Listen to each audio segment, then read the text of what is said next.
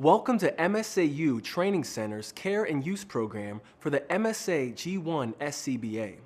This program is a supplement to, not a substitute for, the documentation that came with your product. Thoroughly read all the documentation, including all warnings, cautions, and notices before using your product. The G1 SCBA from MSA is a pressure demand, self-contained breathing apparatus certified by the National Institute for Occupational Safety and Health for use in atmospheres immediately dangerous to life or health. This program covers basic operation and maintenance of the MSA G1 SCBA and other components and functions such as the G1 speaker module, telemetry module, universal air connection, and MSA quick fill system. The G1 SCBA consists of the following components: the G1 facepiece, the G1 regulator, also known as a demand valve, the G1 heads-up display or HUD, part of both the facepiece and regulator, the G1 pressure reducer with low pressure warning device, the G1 control module, the G1 power module, the G1 speaker module, cylinder and valve assembly, and the G1 carrier and harness assembly.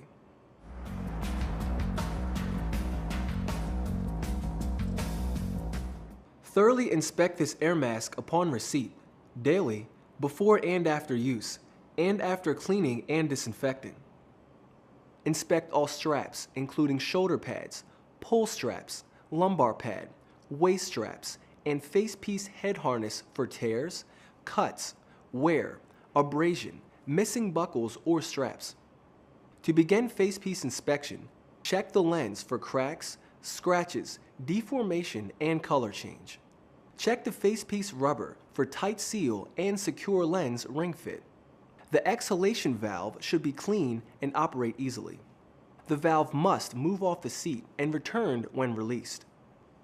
Inspect the facepiece inlet for damage, making sure that the inhalation valve is in place. Inspect the nose cup. The check valve should be in place and the nose cup should be secure to the component housing. Check that the regulator is free of moisture and debris, especially inside of the regulator and in the microphone ports. Ensure that the O-ring and seal ring are free of debris and are not damaged or missing. If the SCBA is equipped with a quick connect pressure hose, inspect the rubber washer for deterioration, dirt, cracks, tears, or tackiness. Inspect the quick connect fittings. Openings should be clear of debris or contaminants. Ensure that the quick connect fittings operate properly and fit securely. To inspect the pressure reducer with a threaded connection, unthread the hand wheel coupling nut from the cylinder valve and inspect the coupling nut for thread damage. Make sure that the O-ring is present and undamaged, and if it is missing or damaged, replace it. To inspect the pressure reducer with a quick connection, turn the quick connect counterclockwise a quarter turn, pull away from the cylinder valve to release, and check the quick connect for damage. Remove the cylinder adapter. Make sure that an O-ring is present and undamaged, and replace the O-ring if it is damaged. Inspect the high pressure relief valve for damage. Make sure that the relief valve label is undamaged and that relief valve ports do not show. If damage has occurred, remove the SCBA from service and replace the relief valve. Next, reattach the hand wheel to the cylinder valve.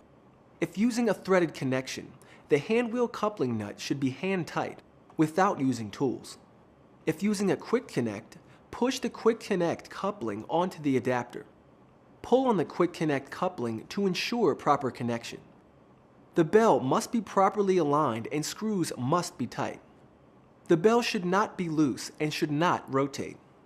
If the bell is loose or can rotate, remove the SCBA from service. To begin cylinder and valve inspection, open the valve slightly for proper operation. Be sure to fully close the valve. Check the cylinder's hydrostatic test state found on the cylinder approval sticker located on the cylinder neck. Fiberglass composite cylinders must be tested every 3 years. Carbon-wrapped and aluminum cylinders must be tested every 5 years. Make sure that the cylinder valve's needle and gauge face are clearly visible and that the gauge stem is not bent. Check that the rubber boot is present on the cylinder valve. If the boot is missing, remove from service until a new boot can be installed. For a remote connect cylinder, make sure that the dovetail feature is not damaged or cracked.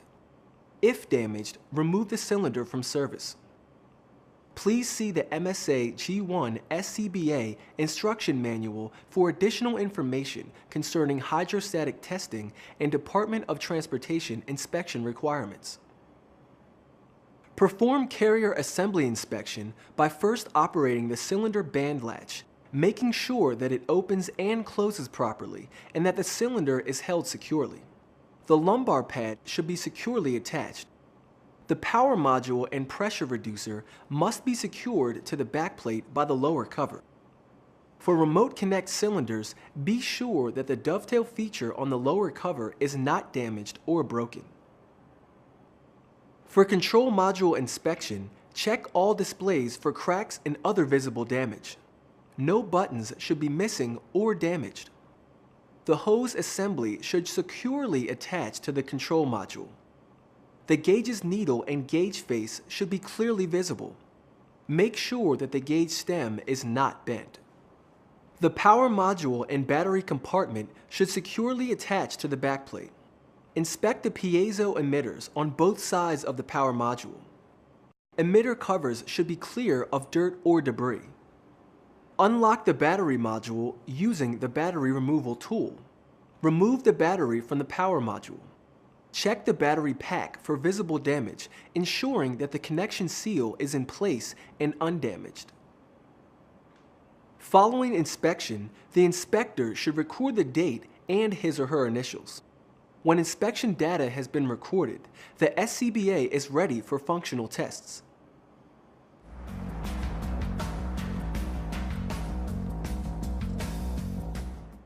If the SCBA has passed visual inspection, conduct functional tests daily and after each use. If any part of the SCBA fails functional testing, don't use the SCBA and return it to a certified repair technician. Please note that functional checks must be conducted using a full cylinder. Before starting testing, check the cylinder valve pressure gauge to verify that the cylinder is full. Make sure that the regulator and facepiece can hold negative pressure. Close the cylinder valve and purge air from the system using the bypass knob or the regulator purge cover. Hold the facepiece against your face to create an effective seal. Attach the regulator and inhale until the facepiece begins to collapse against the face. Hold your breath for 10 seconds. Negative pressure should be maintained and the facepiece should remain collapsed against your face for the entire 10 seconds. Don't use the SCBA if negative pressure in the facepiece cannot be maintained. Check regulator function by first pushing the release buttons on the side of the regulator so that the regulator is shut off. If the regulator is equipped with a bypass valve, check that the bypass knob is fully closed. Open the cylinder valve completely. Observe the LED display to view the sequenced pattern. After the sequence completes, corresponding system pressure will display. Open the bypass knob and ensure that air flows from the regulator. Close the bypass knob. Attach the regulator to the facepiece, ensuring proper attachment by pulling on the regulator. Don the facepiece or hold the facepiece against your face to create an effective seal. Inhale sharply to start airflow and breathe normally. The regulator should not make any unusual sounds, including whistling, chattering, or popping. Pull the facepiece away from your face, making sure that air flows freely. Push the regulator release buttons, checking that airflow stops. Next, we'll check the functionality of the control module, power module, HUD, and low pressure warning device. The Integrated Personal Alert Safety System, or PAS device, lets users monitor movement through a motion sensor. When a user remains motionless for 30 seconds, the pass device goes into full alarm to alert those who are close by. The pass device also monitors cylinder pressure and battery status. For SCBA with integrated pass, make sure that all lights are visible when performing these checks. Align the control module, regulator, and SCBA as shown here. The control module should lie flat in order to check the white light that illuminates the pressure gauge. The graphical display and analog gauge should be consistent within a 5% range with cylinder pressure. Both control module reset buttons have the same function. Use one when resetting the motion alarm and the other when testing the manual alarm. To verify proper function of the HUD, control module, power module, and low pressure warning device, observe the control module gauge and display when alarms sound. Perform this test using a full cylinder. Pressurize the system by opening the cylinder valve and observe the regulator LED starting sequence. Listen for the power module to sound and for the low pressure warning alarm to sound briefly. Buddy lights should flash green. Allow the control module to remain motionless for approximately 18 seconds. Listen for the power module to sound past pre-alarm tones. Verify that buddy lights flash red and that the red HUD LED flashes. Shake the control module to reset the alarm before the unit goes to full alarm. Allow the control module to remain motionless for 30 seconds until the full alarm sounds. Listen for the power module to sound the pass full alarm. Verify that buddy lights flash red and that the HUD displays a red LED. Reset the pass alarm by pressing the green reset button located on the left side of the control module twice within approximately 1 second. To check pass alarm manual activation, press and hold the alarm button on the front of the control module until the alarm activates. Listen for the power module to sound the pass full alarm tones. Verify that buddy lights flash red and that the HUD displays a red LED. Reset the pass alarm by pressing the green button located on the right side of the control module twice within 1 second. Disconnect the regulator from the facepiece and close the cylinder valve fully. Slowly open the regulator bypass valve or keep the purge pressed to bleed off pressure until the control module pressure reading drops below approximately 775 psi for 2216 psi cylinders and approximately 1575 psi for 4500 psi cylinders. A flashing red HUD LED must display at appropriate pressure. The low pressure warning device should be an alarm. All buddy lights should flash red and the pneumatic light should illuminate. Alarm should continue until air pressure is 200 psi or less. When system pressure falls below 200 psi, turn off the control module by pressing the green reset button 2 times within 1 second. Continue to purge the system until the pressure reaches 0. Close the bypass valve or release the purge button. If the low pressure warning device, control module, power module, or HUD does not function properly, the SCBA must be removed from service. To test speaker module functionality, the pass device and HUD should be powered on, and the regulator must be in the open position. To do so, pressurize the system and attach the regulator to the facepiece. Inhale sharply and begin breathing. Speak into the microphone near the regulator to ensure proper speaker module operation. Press and hold the speaker on-off button until the tone sounds and the unit turns off. The speaker module LED should be off. Press and hold the speaker module on-off button until the tone sounds and the unit turns on. If the SCBA does not function properly as described in this section, the SCBA must be removed from service and must be checked and corrected for proper operation by an MSA trained or certified repair person before using. Before donning the SCBA, the unit must pass all visual inspections and functional tests. The cylinder should be fully pressurized, and you must check the cylinder connection. The cylinder valve should seat correctly in the dovetail. If using a quick connect, check for a secure connection by pulling on the quick connect coupling. If using a remote connection with a threaded connect, check that the coupling nut is hand tight without tools. If using a direct connection with a threaded connect, check that the coupling nut is hand tight without tools. If using a direct connect with quick connect, check for a secure connection by pulling on the quick connect coupling.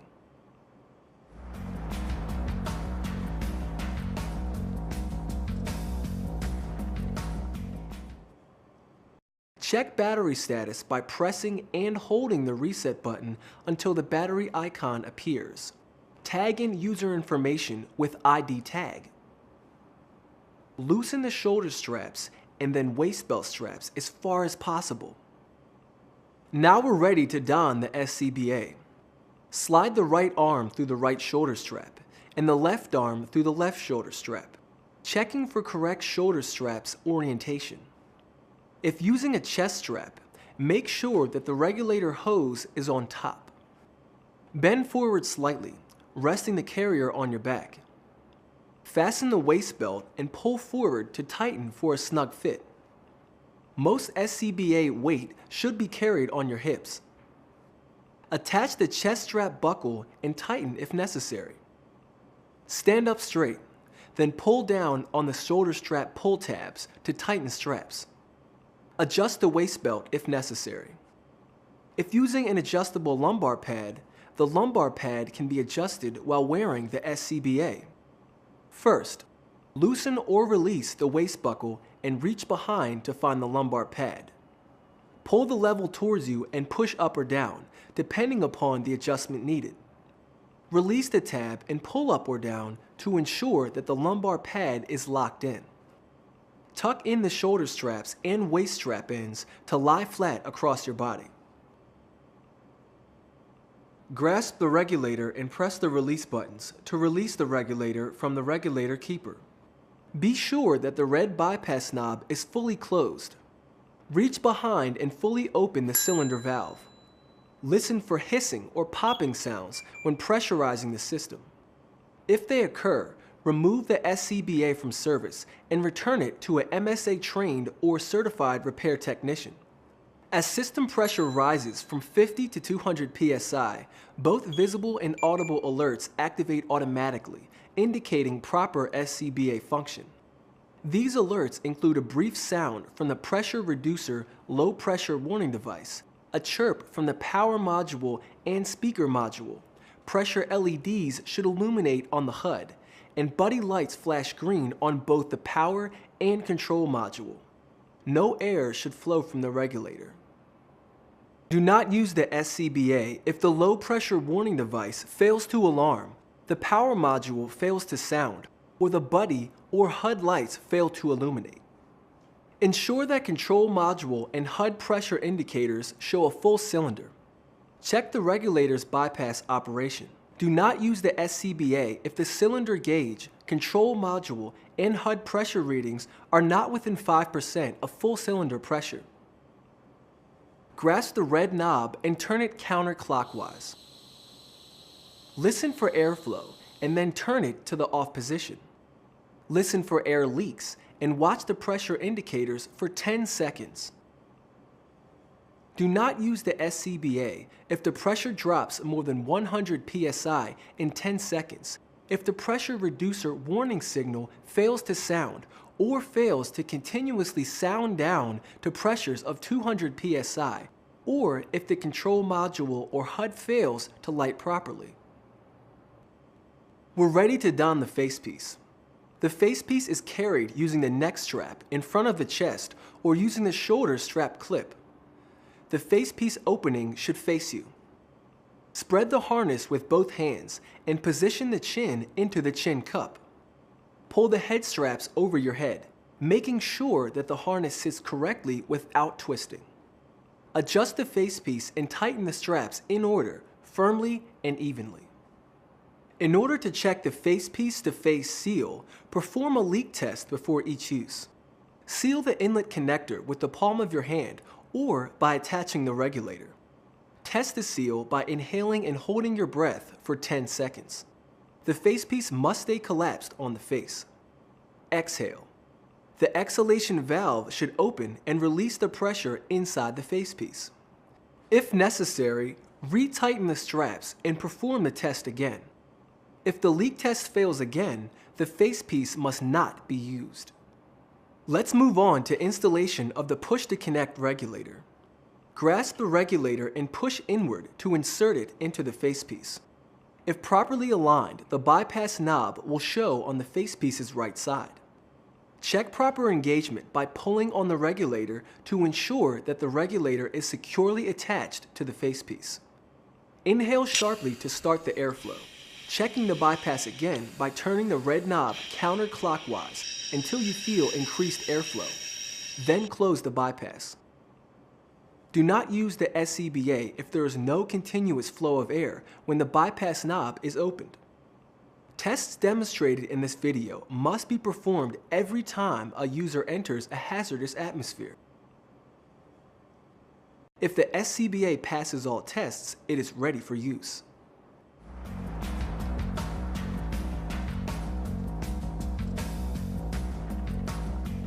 When you're ready to remove the SCBA, grasp the regulator buttons, push the release buttons, and pull the regulator out of the facepiece. Fully close the cylinder valve, open the regulator bypass, or press the purge button to release system pressure. When pressure falls below 200 psi, turn off the control module by depressing the green reset button twice within 1 second. The HUD and speaker module will automatically shut off within 60 seconds after the control module has been shut off. A red LED will flash until the HUD turns off. Stow the regulator in the regulator keeper when it is not in use. To remove the carrier and harness, press in on the waist belt buckle release button and disconnect the chest strap buckle. To loosen the shoulder straps, grasp the pull tabs and push them out and away from you. Slip the right arm out of the shoulder strap first, then remove the harness. Be sure to replace the cylinder with a fully charged one. Complete the inspection. Ensure that the complete SCBA is clean and dry and that the facepiece head harness and harness adjustment straps are fully extended. Place the complete SCBA in its storage case or a suitable storage location for easy reach. To remove the facepiece, loosen the head harness by pulling the buckles forward with your fingers. Don't grip the facepiece by the exhalation valve. Instead, grip the chin straps and pull the head harness forward over your head. Grip the front of the facepiece and pull the facepiece away and down.